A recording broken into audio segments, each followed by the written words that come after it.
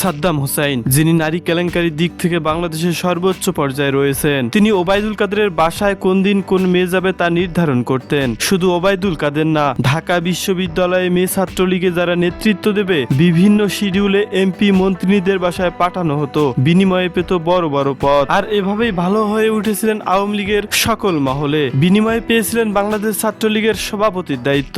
স্বৈরাচারী শেখ হাসিনা পতনের আগে বাংলাদেশের প্রত্যেকটি শিক্ষা প্রতিষ্ঠানে ছাত্রলীগকে যখন বিতাড়িত করা হয়, তখন সাদ্দাম ইনানের রুমে চিরুনি অভিযান চালায় ছাত্ররা। পাঁচতলা থেকে ফেলে দেয় রুমের আসবাবপত্র, বিছানা সবকিছু। তখন ছাত্রলীগ সভাপতি সাদ্দামের রুমে পাওয়া যায় নুডলসের মশলার প্যাকেট। কি বুঝাইতে চেয়েছে আপনারা বুঝতে পেরেছেন। দ্বিমত পোষণকারী বাংলাদেশের প্রতিটি জায়গায় ছাত্রলীগ মানুষের উপর আক্রমণ করেছে এই সাদ্দামের আদেশে। তার বাড়ি রংপুরের পঞ্চগড়ে, তবে বর্তমানে তিনি দেশ ছেড়ে পালিয়েছেন। প্রিয় দর্শক, সাদ্দাম হোসেনকে নিয়ে আপনার কোনো প্রশ্ন থাকলে নিচে কমেন্ট করবেন। ভিডিওতে লাইক করে চ্যানেলটি সাবস্ক্রাইব করবেন।